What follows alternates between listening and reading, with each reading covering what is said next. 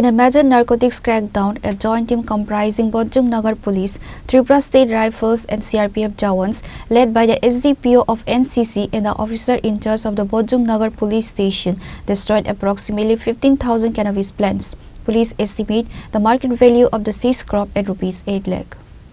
Based on the reports, Bodhjung Nagar Police Station also stated the drive was led by the SDPO of NCC and the officer in charge of Bodhjung Nagar Police Station, including a joint team comprising Bodhjung Nagar Police, TSR and CRPF jawans targeted several areas, including Rajchandai, Kisong and Ramchandra Nagar, and destroyed 15,000 cannabis plants.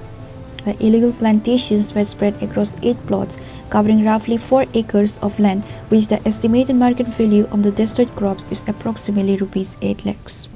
গোপন খবর আছে যে কিষণ রাজচন্তায় 8-10টা প্লটে এবং গাঁজা চাষ হয়েছে এবং এইগুলি ধ্বংস করার জন্য আমাদের এই উপর মহল থেকে আমাদের অথরিটি থেকে আমাদেরকে স্টাফ দেওয়া হয়েছে।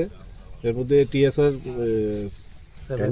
10 ব্যাটালিয়ন আর 2nd ব্যাটালিয়ন থেকে প্রায় 50 জন এবং সিআরপিএফ 140 ডিবি কোম্পানির থেকে 4 সেকশন এবং আমাদের এসডিপিও এনসিসি সাহেব, আমাদের পিএসএর এবং ওমেন কনস্টেবল অফিসার সহকারে আমরা কিষণ এবং রাজচন্তাই এরিয়াতে আসার পরে 8-10টা প্লট আমরা চিহ্নিত করি এবং এগুলি এখনও অভিযান চলছে, ধ্বংস করা হচ্ছে এবং এগুলি কেটে এগুলির মধ্যে আগুন লাগিয়ে ধ্বংস করা হচ্ছে এবং এই অভিযান আগামী দিনেও জারি থাকবে।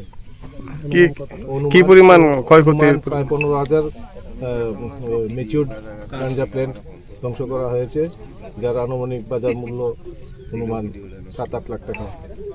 The OC of Bodhjung Nagar Police Station confirmed that these anti-drug operations will continue to curb illegal cultivation in the region. Bureau Report, Chini, Khorang.